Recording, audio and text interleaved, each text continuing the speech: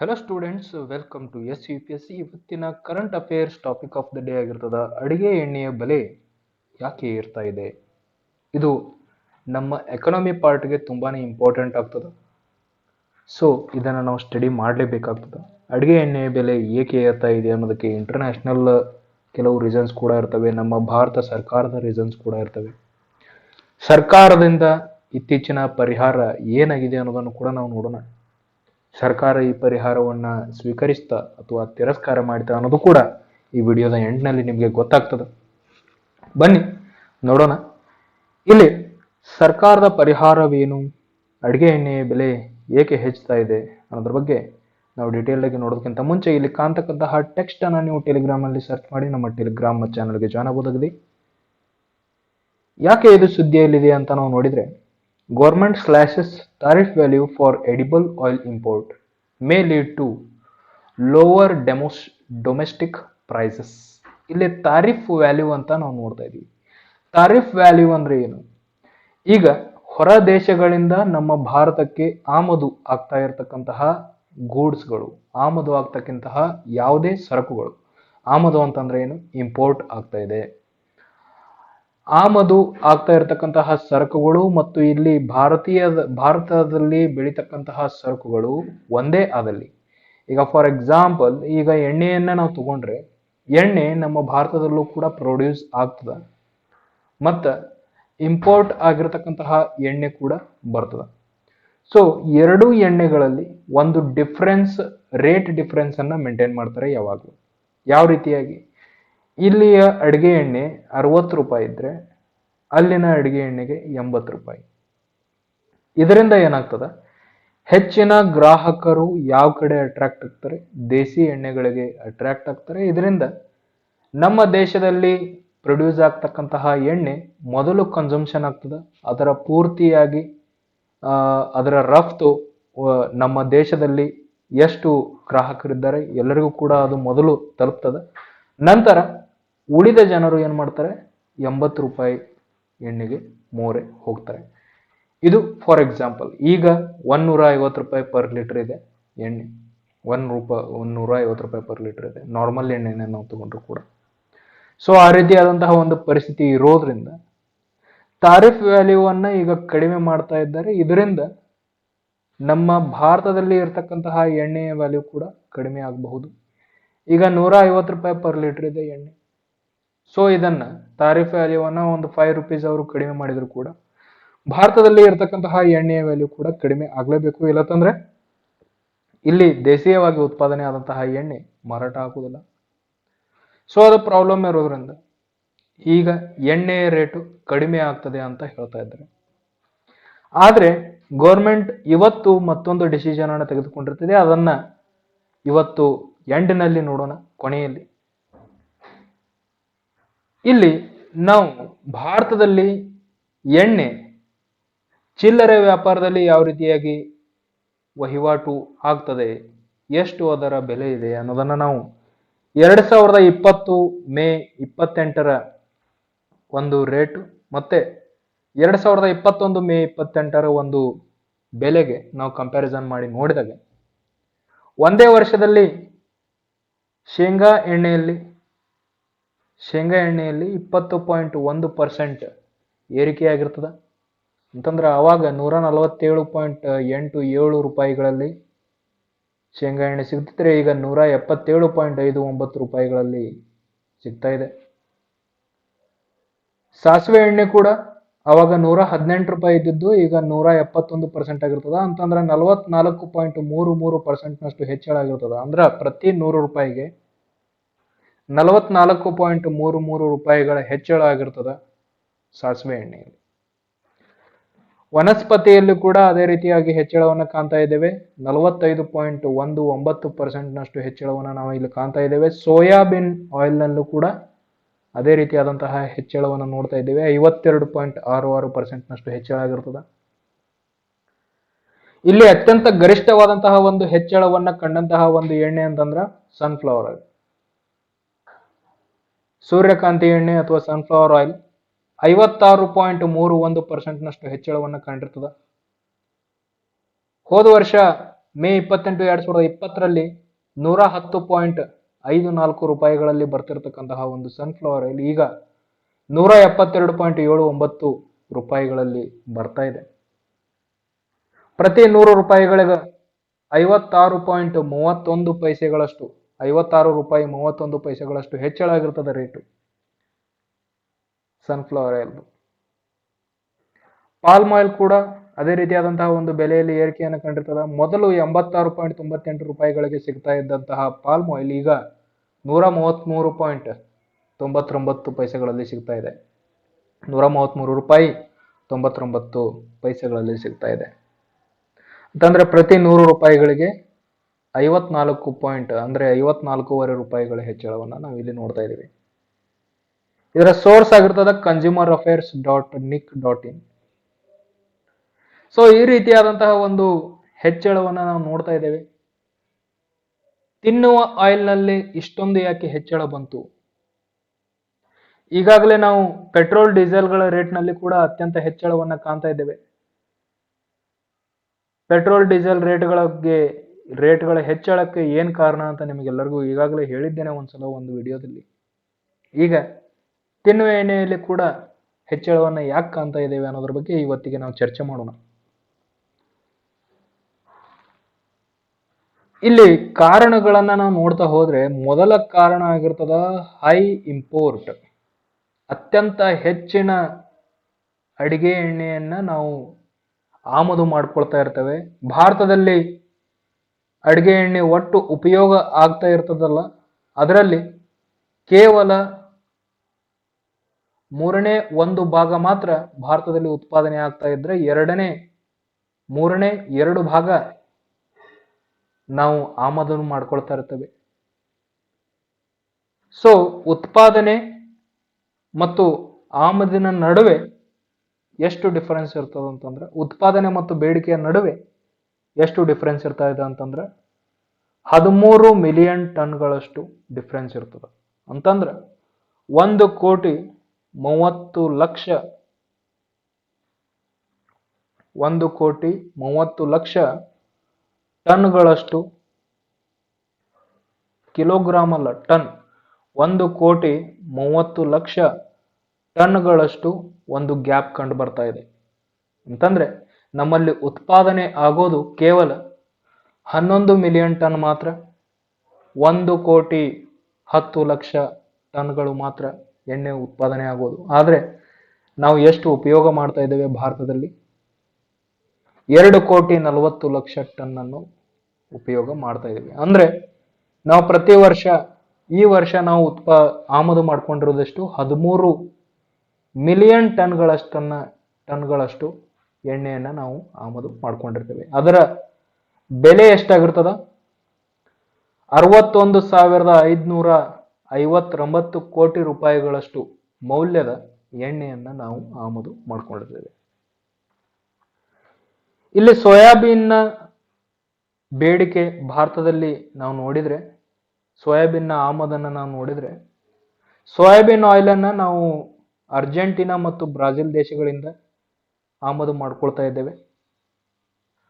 ಇಲ್ಲಿ 3.5 million ton ಅಷ್ಟು ನಾವು ಸೋಯಾಬೀನ್ ಆಯಿಲ್ ಅನ್ನ ಹೊರಗಿನಿಂದ ಆಮದು ಮಾಡ್ಕೊಳ್ತಾ ಇದ್ದೇವೆ. ಸನ್ಫ್ಲವರ್ ಆಯಿಲ್ ಎಷ್ಟಿರ್ತದ? ಸನ್ಫ್ಲವರ್ ಆಯಿಲ್ ಅನ್ನ ಯುಕ್ರೇನ್ ಮತ್ತು ಅರ್ಜೆಂಟೀನಾಗಳಿಂದ ನಾವು ಆಮದು ಮಾಡ್ಕೊಳ್ತಾ ಇದ್ದೇವೆ. 2.5 ಮಿಲಿಯನ್ ಟನ್ಗಳಷ್ಟು ಎಣ್ಣೆಯನ್ನು ನಾವು ಆಮದು ಮಾಡ್ಕೊಳ್ತಾ ಇದ್ದೇವೆ. ಪಾಲ್ಮ್ ಆಯಿಲ್ ಅನ್ನ ಇಂಡೋನೇಷಿಯಾ ಮತ್ತು ಮಲೇಷಿಯಾಗಳಿಂದ ನಾವು ಆಮದು ಮಾಡ್ಕೊಳ್ತಾ ಇದ್ದೇವೆ. 7 ಮಿಲಿಯನ್ ಟನ್ಗಳಷ್ಟು ಎಣ್ಣೆಯನ್ನು ನಾವು ಆಮದು ಮಾಡ್ಕೊಳ್ತಾ ಇದ್ದೇವೆ. ಇಲ್ಲಿ ನಾವು ಅಂದಾಜು ಪೂರ್ವಕವಾಗಿ ಅಥವಾ ಮೇಲಿನಿಂದ ನೋಡಿದ್ರೆ ಇಲ್ಲಿ ಪಾಶ್ಚಿಮಾತ್ಯ ದೇಶಗಳಿಂದ ಏನೇನು ಬರ್ತಾ ಇದೆ? ಸೋಯಾಬೀನ್ ಆಯಿಲ್ ಮತ್ತು ಸನ್ಫ್ಲವರ್ ಆಯಿಲ್ ಬರ್ತಾ ಇದೆ. ಪೂರ್ವಾತ್ಯ ದೇಶಗಳಿಂದ ಏನ್ ಬರ್ತಾ ಇದೆ? ಇಂಡೋನೇಷಿಯಾ ಮತ್ತು ಮಲೇಷಿಯಾಗಳಿಂದ ಪಾಲ್ಮ್ ಆಯಿಲ್ ನಮಗೆ ದೊರೀತಾ ಇದೆ. ಇದು ಒಂದನೇ ಕಾರಣ ಆಯಿತು, ಹೈ ಇಂಪೋರ್ಟ್. ನಾವು ಉತ್ಪಾದನೆ ಮಾಡೋದಕ್ಕಿಂತ ಅತಿ ಹೆಚ್ಚಿನ ಪ್ರಮಾಣವನ್ನು ನಾವೇನ್ ಮಾಡ್ತಾ ಇದ್ದೇವೆ? ಇಂಪೋರ್ಟ್ ಮಾಡ್ಕೊಳ್ತಾ ಇದ್ದೇವೆ. ಬೇರೆ ಬೇರೆ ದೇಶಗಳಿಂದ ಬರ್ತಾ ಇರೋದ್ರಿಂದ ಎಣ್ಣೆ ಇಲ್ಲಿ ನಮಗೆ ಅದರ ಒಂದು ಬೆಲೆ ಏನಾಗ್ತಾ ಇದೆ? ಜಾಸ್ತಿ ಆಗ್ತಾ ಇದೆ ಅನ್ನೋದನ್ನ ನಾವು ಕಂಡುಕೊಳ್ಬಹುದಾಗಿದೆ. ಮತ್ತೊಂದು ಕಾರಣವನ್ನ ನಾವಿಲ್ಲಿ ನೋಡಿದ್ರೆ, ಇಲ್ಲಿ ಸೋಯಾಬೀನ್ ಪವರ್ಡ್ ಬಸ್ಗಳನ್ನ ಬಯೋಫ್ಯೂಯಲ್ಸ್, ಒಟ್ಟಾರೆಯಾಗಿ ನಾವು ಬಯೋಫ್ಯೂಯಲ್ಸ್ ಅಂತಾನೆ ಹೇಳಬಹುದು. ಜೈವಿಕ ಇಂಧನಗಳು, ಜೈವಿಕ ಇಂಧನಗಳನ್ನ ಬಳಸ್ತಕ್ಕಂತಹ ಬಸ್ಗಳು, ಹೆವಿ ಮೋಟಾರ್ಗಳು ಇತ್ತೀಚೆಗೆ ತುಂಬಾನೇ ಸಂಖ್ಯೆಯಲ್ಲಿ ಜಾಸ್ತಿ ಆಗ್ತಾ ಇದೆ. ಆದ್ರಿಂದ ಆಹಾರಕ್ಕಾಗಿ ಉಪಯೋಗಿಸ್ತಕ್ಕಂತಹ ಎಣ್ಣೆಯ ಧಾನ್ಯಗಳು, ಎಣ್ಣೆ ಕಾಳುಗಳು ಈಗ ಯಾವುದಕ್ಕಾಗಿ ಉಪಯೋಗಿಸ್ತಾ ಇದ್ದೇವೆ? ಇಂಧನಕ್ಕಾಗಿ, ಇಂಧನವನ್ನ ಪ್ರೊಡ್ಯೂಸ್ ಮಾಡೋಕ್ಕಾಗಿ ನಾವು ಯೂಸ್ ಮಾಡ್ತಾ ಇದ್ದೇವೆ.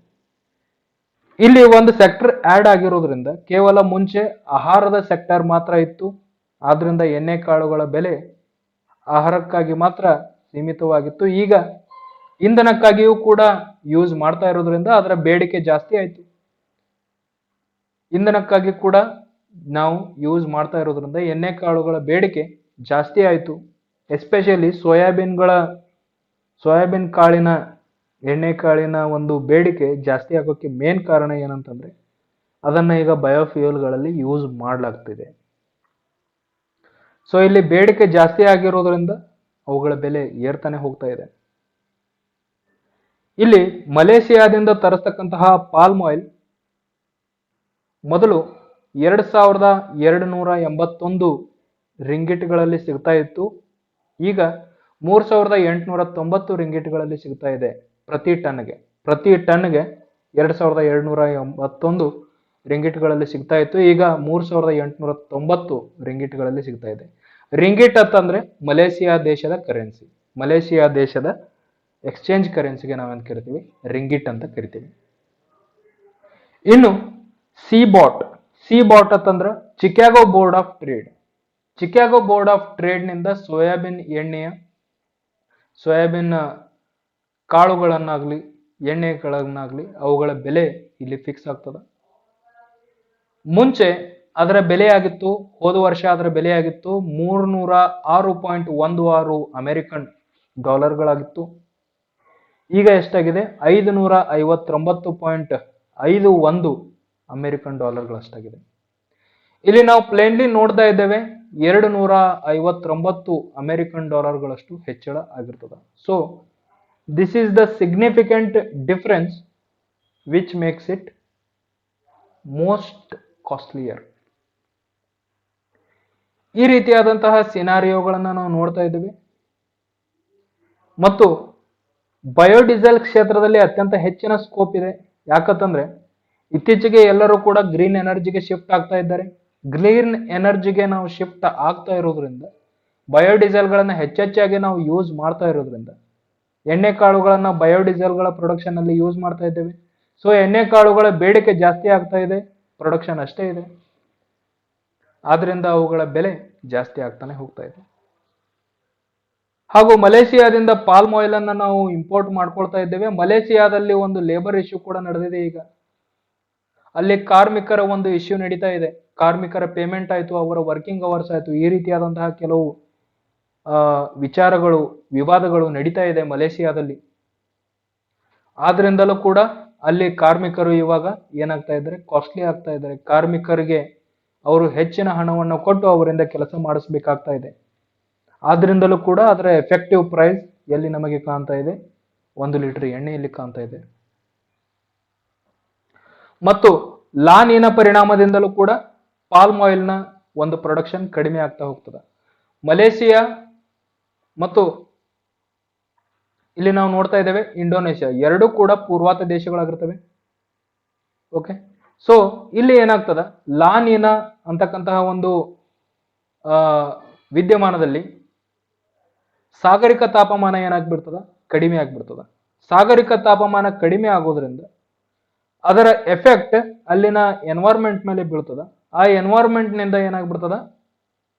Palm oil ಏನಾಗ್ಬಿಡ್ತದ? ಪಾಲ್ಮ್ ಆಯಿಲ್ ನ ಮಟ್ಟ, ಆ ಒಂದು ಮರಗಳಿಂದ ಏನು ಪಾಲ್ಮ್ ಆಯಿಲ್ ಅನ್ನ ಏನ್ ತೆಗಿತಾ ಇರ್ತವೆ ಅದರ ಮಟ್ಟ ಏನಾಗ್ಬಿಡ್ತದ?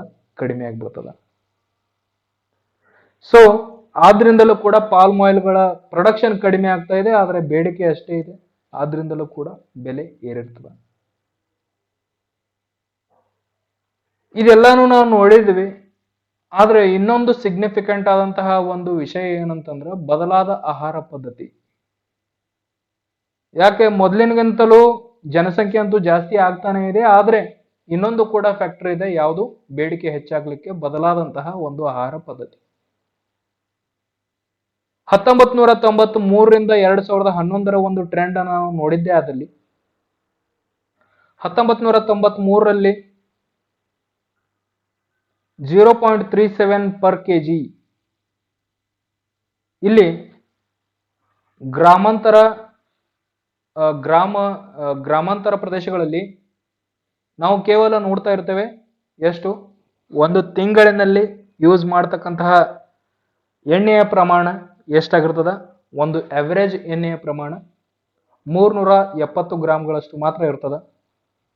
ಅದು ಇವಾಗ ಎಷ್ಟಾಗಿರ್ತದ? 670 ಗ್ರಾಮ್ಗಳಷ್ಟು ಆಗಿರ್ತದ. ಅಂತಂದ್ರ ಅರ್ಧ ಕೆಜಿಗಿಂತ ಜಾಸ್ತಿ ಆಗಿರ್ತದ. ಹಾಗೆ ಅರ್ಬನ್ ಪ್ರದೇಶವನ್ನ ನಾವು ನೋಡಿದ್ರೆ ಮುಂಚೆ ಅರ್ಧ ಕೆಜಿಗಳಷ್ಟು ಇದ್ರೆ ಈಗ 1 ಕೆಜಿಗೆ ಸಮೀಪ ಬಂದಿರ್ತದ. On on average usage per month 2011ರಲ್ಲಿ ಇದು. 2011ರಿಂದ 2021ಕ್ಕೆ ಇನ್ನೂ ಜಾಸ್ತಿ ಆಗಿರ್ತದ ಆಯಿಲ್ ಕನ್ಸಂಪ್ಷನ್. ಯಾಕಂತಂದ್ರೆ ಆಹಾರ ಪದ್ಧತಿ ಬದಲಾಗ್ತಾನೆ ಇದೆ, ವಿಕಾಸ ಹೊಂದ್ತಾನೆ ಇದೆ. ಅದರಂತೆ ಆಯಿಲ್ಗಳ ಕನ್ಸಂಪ್ಷನ್ ಕೂಡ ಜಾಸ್ತಿನೇ ಆಗ್ತಾ ಇದೆ. ಸೊ ಒಟ್ಟು ನಮ್ಮ ಭಾರತದಲ್ಲಿ ಒಂದು ಪರ್ ಇಯರ್ ಕನ್ಸಂಪ್ಷನ್ ಹೌಸ್ ಹೋಲ್ಡ್ಗಳದ್ದು ಎಷ್ಟಿರ್ತದ? ಒಂದು ಹೌಸ್ ಹೋಲ್ಡ್ನ ಈ ಒಂದು ಅಂದಾಜನ್ನ, ಒಂದು ಅವರೇಜ್ ಅನ್ನ ನಾವು ಇಲ್ಲಿ ನೋಡ್ತಾ ಇದ್ದೇವೆ.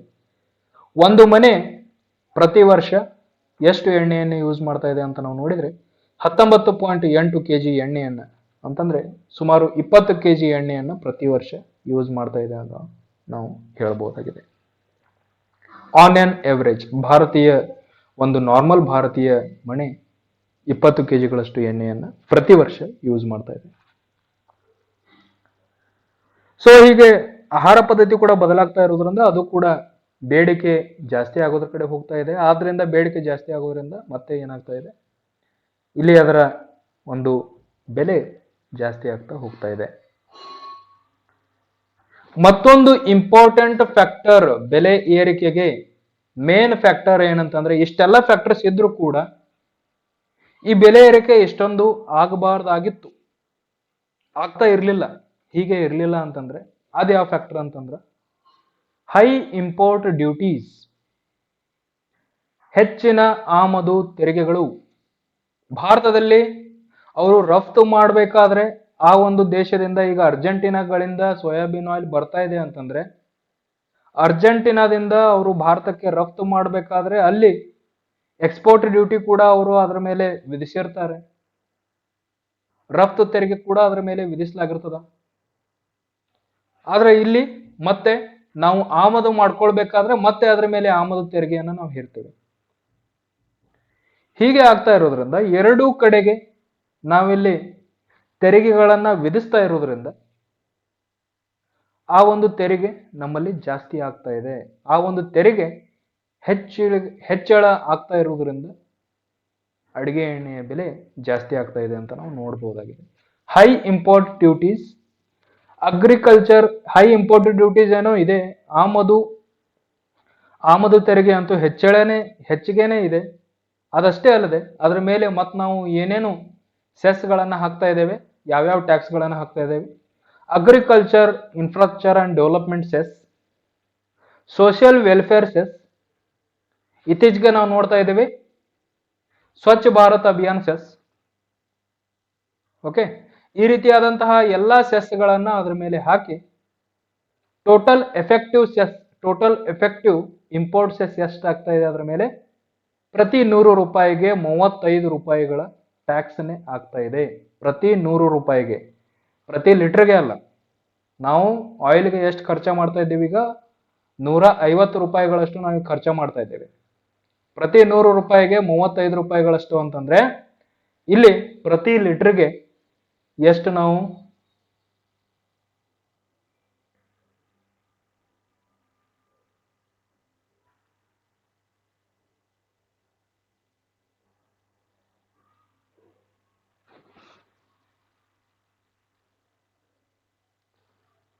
ಪ್ರತಿ ಲೀಟರ್ಗೆ ನಾವು ಸುಮಾರು 52 ರೂಪಾಯಿಗಳ ಟ್ಯಾಕ್ಸ್ ಅನ್ನ ಪ್ರತಿ ಲೀಟರ್ ಎಣ್ಣೆಗೆ ನೀಡ್ತಾ ಇದ್ದೇವೆ.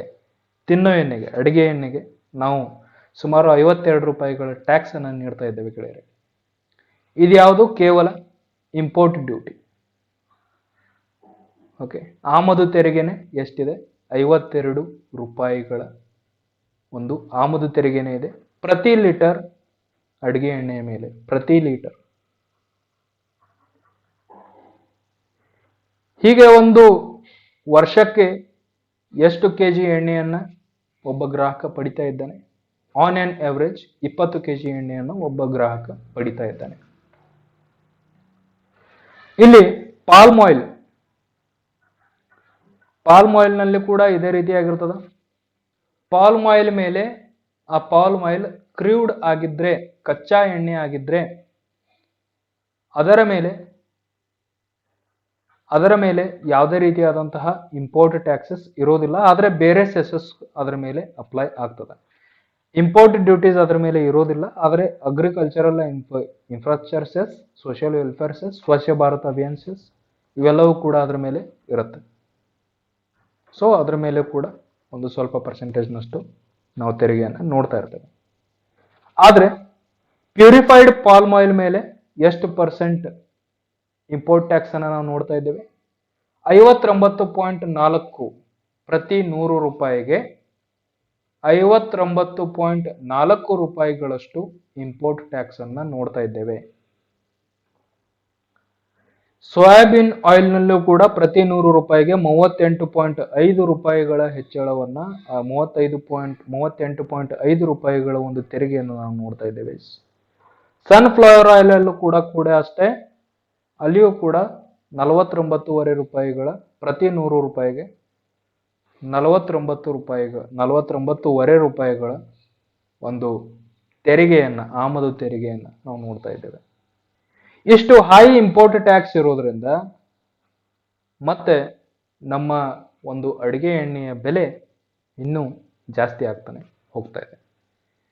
ಆದ್ರೆ ಗೌರ್ಮೆಂಟ್ ಏನು ಮೇಜರ್ ತಗೊಳ್ತಾ ಇದೆ ಅನ್ನೋದನ್ನ ನಾವು ಈಗ ನೋಡಿದ್ರೆ, ಇದು 18ನೇ ತಾರೀಕು, ಜೂನ್ 18ನೇ ತಾರೀಕಿನ ಒಂದು ಅಪ್ಡೇಟ್ನ ಪ್ರಕಾರವಾಗಿ the central board of indirect taxes and customs, CBIC, ಇವ್ರೇನ್ ಮಾಡಿರ್ತಾರೆ, ಒಂದು ಅಧಿಸೂಚನೆಯನ್ನು ಹೊರಡಿಸಿರ್ತಾರೆ.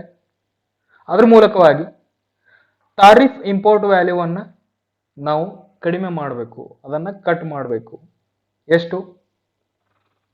ಕಚ್ಚಾ ಎಣ್ಣೆ ಆಗಿದ್ರೆ ಅದರಲ್ಲಿ ಪ್ರತಿ ಟನ್ಗೆ 86 ಅಮೆರಿಕನ್ ಡಾಲರ್ಗಳಷ್ಟು ನಾವು ಕಡಿಮೆ ಮಾಡಬೇಕು. ಅದು ರಿಫೈನ್ಡ್, ಬ್ಲೆಂಡೆಡ್ ಮತ್ತು ಡಿಯೋಡರೈಸ್ಡ್ ಆಗಿದ್ರೆ ಅದರ ಒಂದು ಆಯಿಲ್ ರೇಟ್ ಅನ್ನ ಎಷ್ಟು ಕಡಿಮೆ ಮಾಡಬೇಕು? $112 ಪರ್ ಟನ್ ಗಳಷ್ಟು ನಾವು ಕಡಿಮೆ ಮಾಡಬೇಕು ಅನ್ನೋದನ್ನ ಅವರು ಸಜೆಸ್ಟ್ ಮಾಡಿರ್ತಾರೆ. ಆ ರೀತಿಯಾದಂತಹ ಒಂದು ನೋಟಿಫಿಕೇಶನ್ ಅನ್ನು ಅವರು ಹೊರಡಿಸಿರ್ತಾರೆ. ಮತ್ತು ಬೇಸ್ ಇಂಪೋರ್ಟ್ ಪ್ರೈಸ್ ಅನ್ನು ಕೂಡ ಕಡಿಮೆ ಮಾಡಬೇಕು ಸೋಯಾಬೀನ್ ಆಯಿಲ್ದು. ಇದ ಪಾಲ್ಮ್ ಆಯಿಲ್ ಆಗಿದ್ರೆ ಸೋಯಾಬೀನ್ ಆಯಿಲ್ ಯಾವ ರೀತಿಯಾಗಿರ್ತದೆ, ಬೇಸ್ ಇಂಪೋರ್ಟ್ ಪ್ರೈಸ್ ಅನ್ನ ಎಷ್ಟು ಕಡಿಮೆ ಮಾಡಬೇಕು ಅಂತ ಇದ್ದಾರೆ? $37 ಪ್ರತಿ ಟನ್, ಪ್ರತಿ 1000 ಕೆಜಿಗೆ $37ಗಳಷ್ಟು ಕಡಿಮೆ ಮಾಡಬೇಕು. ಮತ್ತು ಈ ರೀತಿಯಾದಂತಹ ಬೇಸ್ ವ್ಯಾಲ್ಯೂ ಆಗಿರ್ಬೋದು, ಟಾರಿಫ್ ವ್ಯಾಲ್ಯೂ ಆಗಿರ್ಬೋದು, ಈ ರೀತಿಯಾದಂತಹ ಕಡಿಮೆ ಆಗಿರುವುದರಿಂದ ಆಹಾರದ ಎಣ್ಣೆಯಲ್ಲಿ ಈ ರೀತಿಯಾಗಿ ಕಡಿಮೆ ಆಗೋದ್ರಿಂದ ಜೂನ್ 17ರಿಂದ ಇದು ಅಪ್ಲೈ ಆಗ್ತದ ಅಂತ ಹೇಳಿದ್ರು.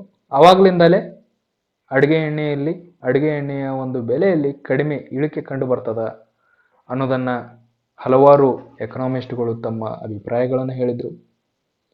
ಆದ್ರೆ ಇವತ್ತಿನ ಒಂದು ಅಪ್ಡೇಟ್ ಪ್ರಕಾರವಾಗಿ 18 ಜೂನ್ 2021 ಪ್ರಕಾರವಾಗಿ ಇವತ್ತು ಪ್ರಜಾವಾಣಿಯ ಒಂದು ಆರ್ಟಿಕಲ್ ಬಂದಿರ್ತದ, ಖಾದ್ಯ ತೈಲ ಸುಂಕ ಇಳಿಕೆ ಇಲ್ಲ,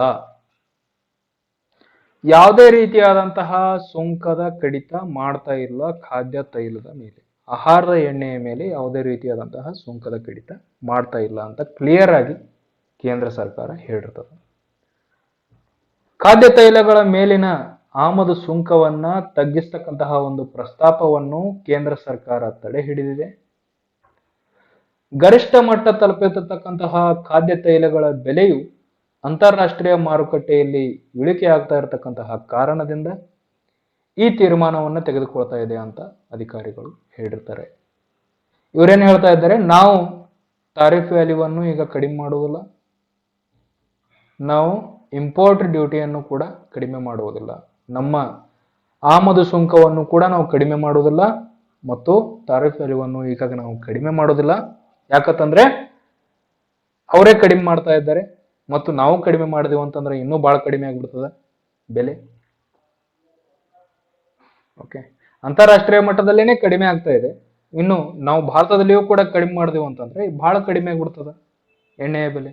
ಸೊ ಬಹಳ ಕಡಿಮೆ ಆಗೋದು ಬೇಡ, ಇಂಟರ್ನ್ಯಾಷನಲ್ ಲೆವೆಲ್ದಲ್ಲಿನೇ ಎಷ್ಟು ಕಡಿಮೆ ಆಗಬೇಕು ಅಷ್ಟಾಗ್ಲಿ, ನಾವು ಕಡಿಮೆ ಮಾಡುವುದಿಲ್ಲ ಅಂತಕ್ಕಂತಹ ಒಂದು ಹೇಳಿಕೆಯನ್ನ ಕೇಂದ್ರ ಸರ್ಕಾರ ನೀಡಿರ್ತದ. ಮತ್ತು ಈ CBIC ಅವರು ಹೊರಡಿಸಿರ್ತಕ್ಕಂತಹ ಒಂದು ಅಧಿಸೂಚನೆಯನ್ನ ಕೇಂದ್ರ ಸರ್ಕಾರ ತಡೆ ಹಿಡಿದಿರ್ತದ. Central board of indirect taxes and customs ಹೊರಡಿಸಿರ್ತಕ್ಕಂತಹ ಒಂದು ಅಧಿಸೂಚನೆಯನ್ನ ಕೇಂದ್ರ ಸರ್ಕಾರ ಈಗ ತಡೆ ಹಿಡಿದಿರ್ತದ. ಈಗ ಗರಿಷ್ಠ ಮಟ್ಟ ತಲುಪಿರತಕ್ಕಂತಹ ಖಾದ್ಯ ತೈಲಗಳ ಬೆಲೆಯನ್ನ ಅಂತಾರಾಷ್ಟ್ರೀಯ ಮಾರುಕಟ್ಟೆಯಲ್ಲಿ ಖಾದ್ಯ ತೈಲಗಳ ಬೆಲೆ ಕಡಿಮೆ ಆಯಿತು ಅಂತಂದ್ರೆ ಭಾರತದಲ್ಲಿಯೂ ಕೂಡ ಆಗ್ತದೆ. ಅಂತಾರಾಷ್ಟ್ರೀಯ ಮಟ್ಟದಲ್ಲಿ ಖಾದ್ಯ ತೈಲಗಳ ಬೆಲೆ ಕಡಿಮೆ ಆಗ್ಲಿಲ್ಲ ಅಂತಂದ್ರೆ ಭಾರತದಲ್ಲಿ ಆಗೋದೇ ಇಲ್ಲ. ಇದೇ ರೀತಿಯಾಗಿನೇ ಜಾಸ್ತಿ ಆಗ್ತಾನೆ ಹೋಗ್ತದೆ. ದೇಶಿ ಸೋಯಾ ಎಣ್ಣೆ, ಪಾಲ್ಮ್ ಎಣ್ಣೆಯ ಬೆಲೆಯು ಒಂದು ವರ್ಷದಲ್ಲಿ ಭಾರಿ ಏರಿಕೆ ಕಂಡ ನಂತರ ಆಮದು ಸುಂಕ ತಗ್ಗಿಸ್ತಕ್ಕಂತಹ ಒಂದು ಪರಿಶೀಲನೆ ನಡೆದಿತ್ತು. ಈಗ ಸುಂಕವನ್ನು ತಗ್ಗಿಸುತ್ತಿಲ್ಲ.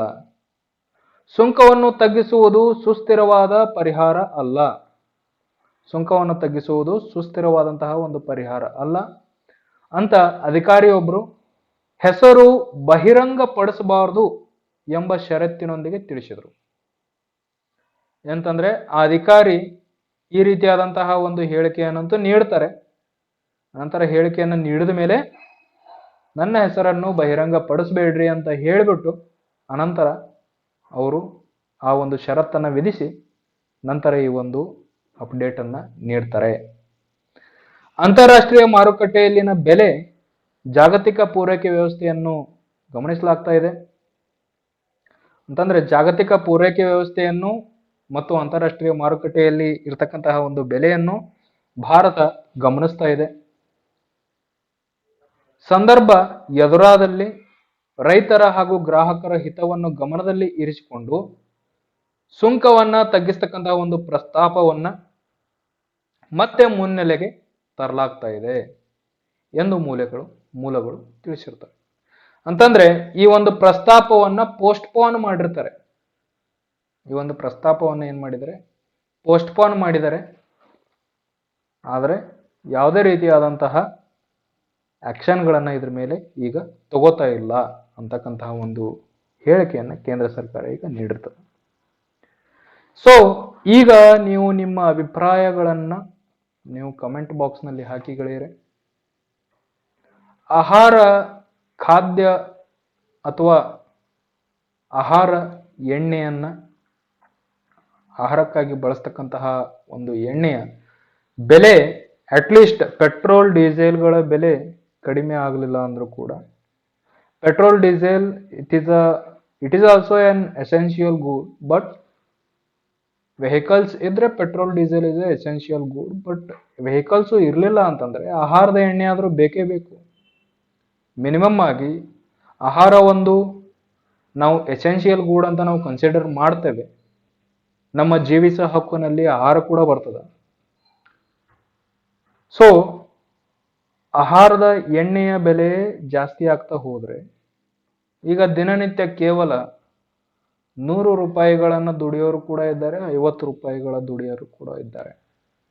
ಸೊ ಇಂತಹ ಒಂದು ಪರಿಸ್ಥಿತಿಯಲ್ಲಿ ಆಹಾರದ ಬೆಲೆ ಹೀಗೆ ಏರ್ತಾನೆ ಹೋದ್ರೆ ಏನು ಆಗಬಹುದು, ಅಥವಾ ಆಹಾರದ ಎಣ್ಣೆಯ ಬೆಲೆ ಕಡಿಮೆ ಆದರೆ ಯಾವ ಒಂದು ಆಕ್ಷನ್ನಿಂದ ಕಡಿಮೆ ಆಗಬಹುದು, ಯಾವ ಒಂದು ಕ್ರಮದಿಂದ ಕಡಿಮೆ ಆಗಬಹುದು ಅನ್ನೋದನ್ನ ನೀವು ಕಮೆಂಟ್ನಲ್ಲಿ ಹಾಕಿ ಅಂತ ಹೇಳ್ತಾ ಈ ಒಂದು ವಿಡಿಯೋನ ಮುಗಿಸ್ತಾ ಇದ್ದೇನೆ. ಈವರೆಗೂ ವಿಡಿಯೋನ ವೀಕ್ಷಿಸಿದ್ದಕ್ಕೆ ಥ್ಯಾಂಕ್ ಯು ವೆರಿ ಮಚ್ ಗೆಳೆಯರೆ. Wish you all the best.